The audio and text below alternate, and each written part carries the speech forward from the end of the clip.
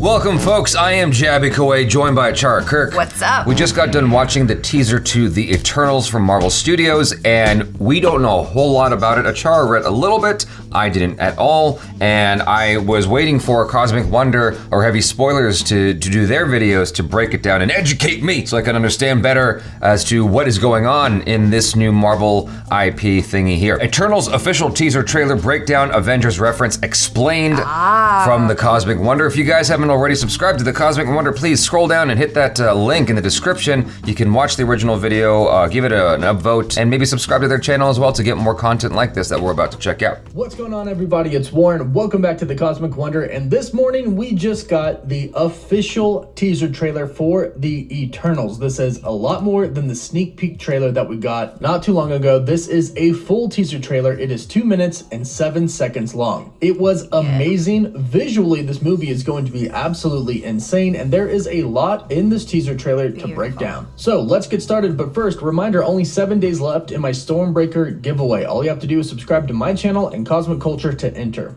This first scene that we open up on is of an ancient village. These people look like they might have just invented the wheel. Their civilization isn't that far along, and that kind of shows when the Eternals show up, because remember, the Eternals are essentially immortal. They've been alive for thousands and thousands and thousands of years. The Eternals were actually created by the celestial gods. In the Marvel comics, the Celestials actually experimented on the early humans. So the first humans that were made, the Celestials took some of them, experimented on them, and created the Eternals. From there on out, they tasked the Eternals with guarding and protecting Earth and the people of Earth. Oh, wow. So the spaceship that's coming in is not the Eternals. Oh, you're saying that they're the Celestials. They're the Celestials, who took the humans. That's wild. I don't know how I feel about that. That's kind of weird.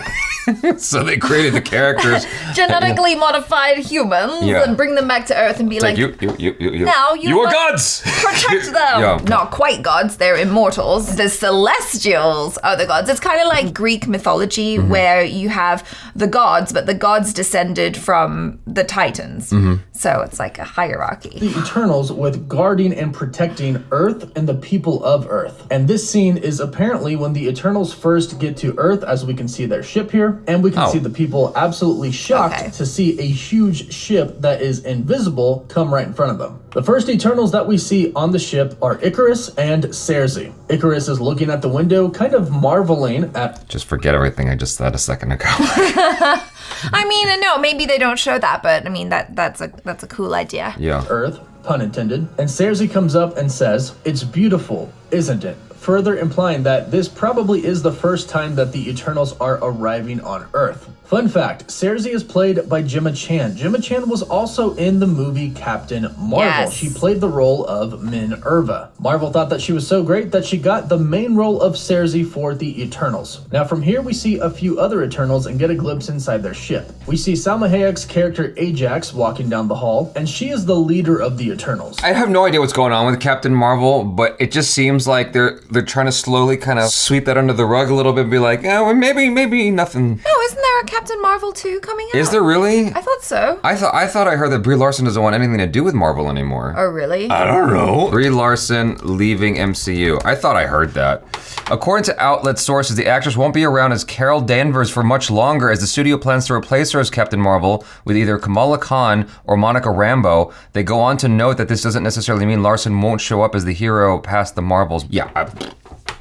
So, I guess they're just trying to be like, and we're gonna move on from Captain Marvel, gonna replace her with someone that people actually like Monica Rambeau. Oh, exactly. I mean, that's where the Looney Tunes, Kane comes in and pulls you off the stage. I didn't even remember, honestly, who Minerva was. Like, I saw that in the Wikipedia as well and was like, oh yeah, I guess she wasn't Captain Marvel, but I didn't really like that movie, and so I tried to just... erase. She was a featured extra.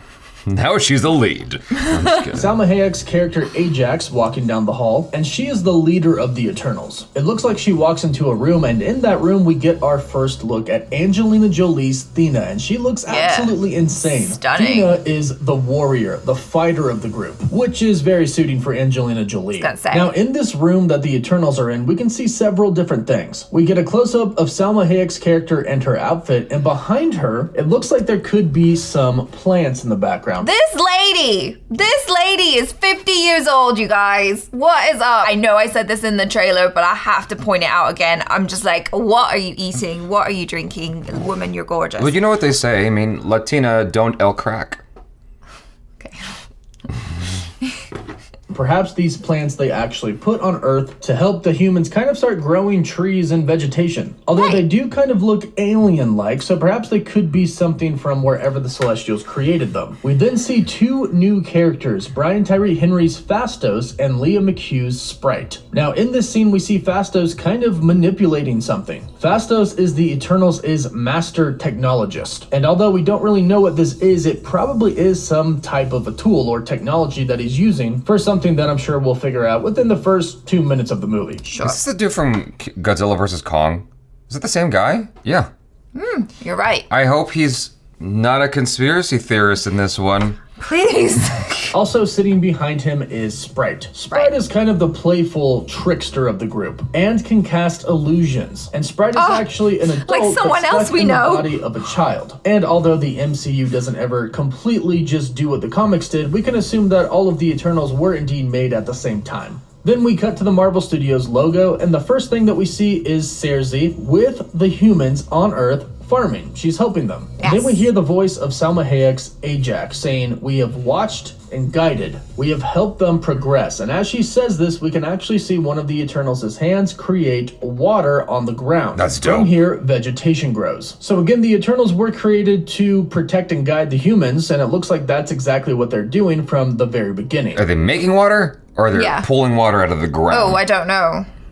Probably pulling it. I think that makes more sense. I don't know. Doesn't matter, really. No, it doesn't. Why are you even asking the question? I don't know. $10 says that a lot of what we're seeing in this teaser is like the first 2 minutes of the movie, the first few minutes of the film. Oh, yeah. You know. Yeah, no. I mean, I'm not even going to place a bet. That's clearly they're just setting up, and that's what they're doing. Gamble with me, ACHARA, KIRK. No, that's a I need my stupid money. gamble. $10. They haven't even introduced the bad guys or the conflict yet. Exactly. Yeah. From here, vegetation grows. So again, the Eternals were created to protect and guide the humans, and it looks like that's exactly what they're doing from the very beginning. And we can kind of see the humans progress as Salma Hayek is talking. Now, the Eternals basically helped the very first civilization evolve. And we see that. They go from a civilization that is kind of just sitting on the rocks, pitching tents, to a civilization that has its very own city with a large wall around it, and this is pretty much Mesopotamia. Or since they said they've helped them accomplish wonders, it could be one of the wonders of the world. I wouldn't be surprised if Marvel kind of worked that in there. It would be pretty clever. And as you can see in this one scene, all of the humans seem to be kneeling to them like they're gods. So there's going to be a lot of mythology from real life put into this movie, and it looks like they're going to make it to where some of the old ancient Egyptian gods and hieroglyphics that we've seen are actually the Eternals in the MCU, since they are the ones that came from space in a huge giant ship and then helped them. Now, in one scene, we see one Eternal handing a very particular looking knife to somebody else. This is most likely Ajax, and I don't think she's giving the knife to another person. I think she is showing a human the knife. I think she's kind of showing them who they are. And I'm sure this knife is going to have a pretty significant purpose, and there was a leak that talked about there was a tool that Ajax has that helps her communicate with the Celestials. This could be it. It's also how they figured out how to play pool. I mean, look, they got all the cue balls. The cue balls. Exactly. Interesting. No, I was wondering why they showed that. And I was racking my brain, like, have we seen this before? I don't think so. No, I don't think so. It probably will be significant. A tool that Ajax has that helps her communicate with the Celestials. This could be it. But right now, we're not that certain. We also get a scene where Thena is seemingly training warriors. Remember, she's the warrior and the fighter of the group. Now, if you take a look at her spear that she is fighting with, it looks like it's actually made out of some type of energy. It's transparent. It doesn't look like it's made out of something like solid gold, but one of the powers of the majority of the Eternals is energy manipulation. This is much like we saw Phastos doing in the very beginning of the teaser trailer. Thena also wears some sort of a crown on her head that has a symbol on it that I'm sure will be revealed to us during the movie. And if you look at her face, she doesn't seem to be that happy. She actually seems to be rather sad or concerned. And Thena is apparently going to have a pretty big secret in this movie, according to recent rumors. Most likely the fact that she actually has a child. I was just about to say pregnant. Oh my God. I was thinking that as a joke. I was gonna say she's pregnant. Damn it, Cosmic Wonder, you beat me to it. I was so about to say that she's pregnant as haha, and then it turns out that's actually what it is. I mean, that makes sense. Why is that a bad thing? Well, because babies are beautiful, Jesus. Yeah, they are, but maybe Jesus likes babies. No, but she probably can't have her child in her life. Why can't she have her baby? Reasons? According to recent rumors. Most likely the fact that she actually has a child in the comics, actually twins. However, she gives the children away to an actual human and she keeps them a secret. And this could be her big secret here, and this could be what she's upset about. She could be pregnant, or she could have already given up the kids. Now, as we continue on, Salma Hayek's character says, throughout the years, we have never interfered. I love this moment right here. The girl's reading the book at like blinding speed. Yeah. I mean, I kind of missed, what's it called? Metro Man? Not Metro Man. What's the name of the dude? But he could literally like pick up a book. That's a Lysol can. That's a Lysol. But he could pick up a book and read it instantly. Asteroid Man. It was low rent superhero costume, but it was like, as a kid, it was awesome. But that was one of his powers. And I remember as a kid being like, oh my God, that would be so cool. I could do my homework real quick. Exactly. Now I'm super curious about what that superhero was. Meteor Man. What did I say? Asteroid Man? Never saw that film. Oh, it's terribly good, I'm sure. Now, as we continue on, Salma Hayek's character says, throughout the years, we have never interfered. And here we get a few more scenes. One is of Lauren Ridloff's character, Makari. She is reading, and she is reading very, very fast because that is one of her specific abilities. She is very, very fast. She'd give the Flash a run for his money. And as you can see, she is actually on the ship. This is actually from the same scene we got in the very beginning. And it looks like she has collected just a bunch of stuff from humanity over time, from different civilizations. So it kind of looks like she's living on... Including a PSVR thing. Look at that. Oh yeah, and snacks.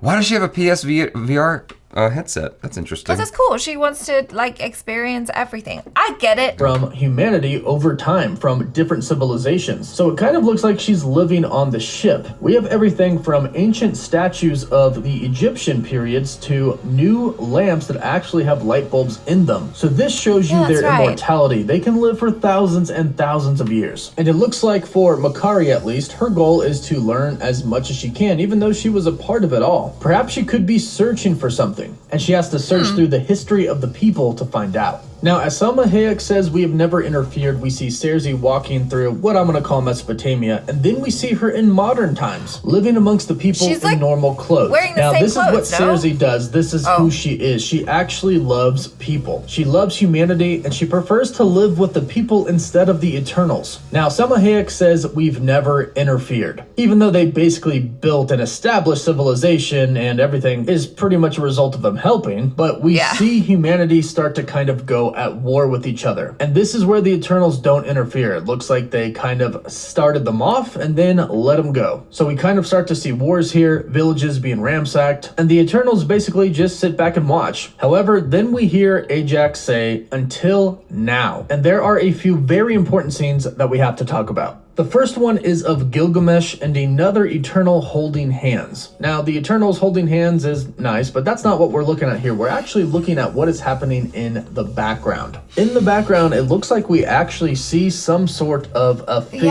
This looks like it could be a hologram or a projection of one of the Celestials. After all, we do know that the Eternals do have to communicate with the Celestials sometimes. However, in another scene in the village where some of the Eternals seemingly live, we can see one of the Eternals fighting something. It looks like it's some type of a horse because it has 4 legs, but it looks like it's definitely not anything of Earth. Now, it could be a deviant. The deviants are essentially relatives of the Eternals. When the Celestials created the Eternals, they also created what is known as the deviants. The Eternals are basically a perfected experiment, and the deviants are kind of where it went wrong. And in the comics, they're basically at war with each other from the very beginning. Thanos is actually a deviant himself. Thanos was born of 2 eternal parents, however he inherited the deviant gene, which is why he looks all purple and weird. And who knows, perhaps Thanos is actually the son of Thena? That would be a pretty cool twist for them to throw in there. And perhaps that's why the Eternals are finally getting involved. Thanos is threatening to kill not only half the people on Earth, but half the people in the universe. It could be that, or it could be other deviant threats as well. Now, something else to note about this scene is that somebody is apparently mind controlling some of the villagers. We can see all of them pull guns out at the same time. And we can see all of their eyes are glowing. So somebody is definitely controlling them. The question is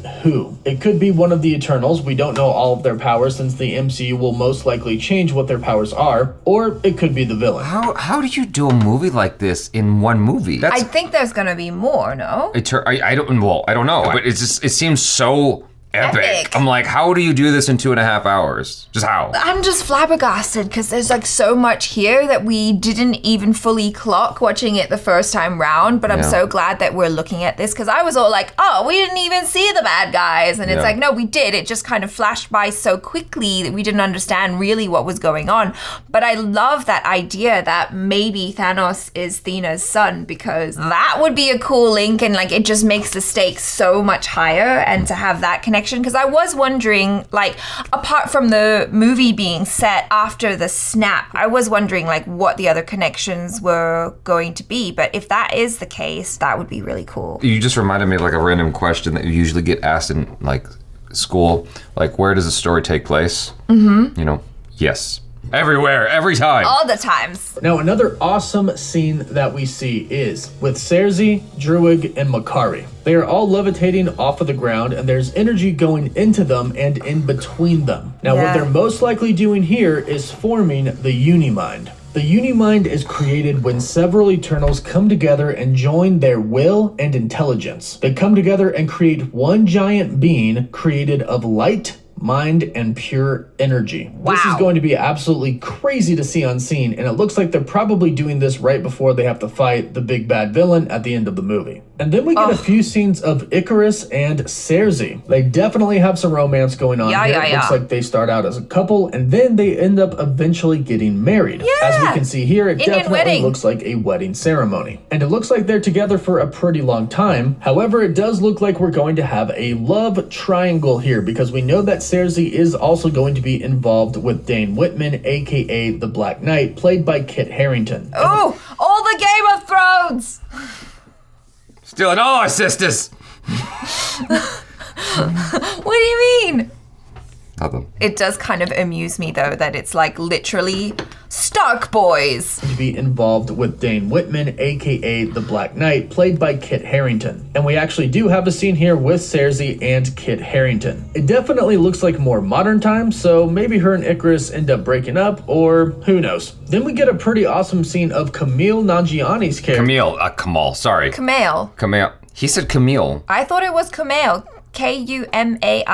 Yanni's character, who is a Bollywood star. He is living among the humans and sort of hiding in plain sight. And he's clearly made a pretty good life for himself. Camille Nanjiani actually talked about a huge Bollywood dance scene that they did, and it looks like they show us some of that in this trailer. And then, of course, we get the awesome scene on the cliffside where we see all of the Eternals fully dressed in their Eternals outfits. From the left to the right, we have Camille Nanjiani's character, Kingo, Lauren Ridloff's character, Makkari, Ma Dong-sak's character, Gilgamesh, Angelina Jolie as Thena, Richard Madden as Icarus, Salma Hayek as Ajak, Gemma Chan as Sersi, Leia McHugh as Sprite, Brian Tyree Henry as Phastos, and Barry Keoghan as Druig. And those are the Eternals. Now, we have one more scene left that kind of answers a question to an extent that a lot of people have been having, which is, where exactly were the Eternals during the events of Thanos? Yes! We have what looks like most of the Eternals sitting down at a table with a very nice spread that looks like it was provided by Gilgamesh. Icarus looks up at Gilgamesh and says, "Thank you for this," and he says, "You're welcome." And then Sprite poses a question to the Eternals. And that question is, so now that Captain Rogers and Iron Man are both gone, who do you think's going to lead the Avengers? So they definitely know who the Avengers are. So it does seem like they were monitoring everything, but why didn't they interfere? Was there some other threat that they had to deal with at this point in time? We are definitely going to get the answer to that in this movie. However, it does look like some of the Eternals, if not probably most of it, takes place after the snap. The reason being is because in this scene, Kingo, who was the famous Bollywood star, has a character with him who is not an Eternal. We saw this character in the teaser trailer holding a camera, so it's either his cameraman and or assistant. This means that this scene at the end, where Sprite asks about the Avengers, takes place before the Eternals are kind of coming back together and reforming their group to take on whatever threat is threatening them. So their major threat, the one that Ajax was saying we've never interfered until now, is happening after Captain America and Iron Man are gone, which means it's happening after the snap.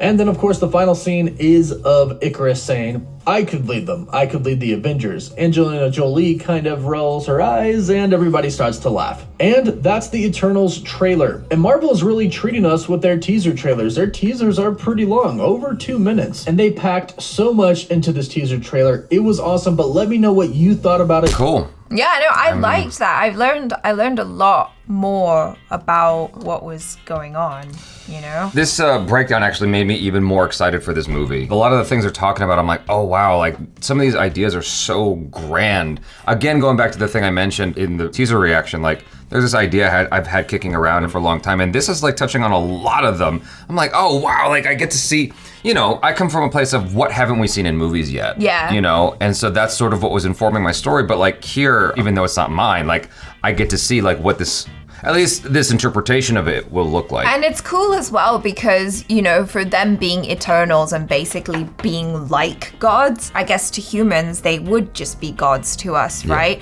It's really interesting because a lot of the time with Marvel, what they've done is they've taken ordinary people and then it's like, oh, I'm a mutant now, or I got bitten by a spider and now I have superpowers. But it's like, what if you have these like overpowered immortal beings? Yeah. And, you know, what would that be like? Which I feel like is something that we've seen a lot of in DC. Not so much in Marvel. Not so much in Marvel. So I'd love to see how they handle it. Yeah, I'm super stoked for what they've got going on here. Like the part where he talked about them all levitating and joining their forces to be like the super being, like that part has me super excited. I'm getting a little bit of, I mean, I know that's not related at all, but like, you know, if you watch, not Avatar, but Legend of Korra, they go into the backstory of like how, who the first Avatar is and how that all came to being and watching these gods fight. Right. And it's sort of giving me that sense. And I remember watching that thinking like, how cool would it be to see that little mini series within Legend of Korra to be turned into like a full-fledged feature film. Right. You know, the first Avatar. Seeing stories like this always intrigue me. And it is a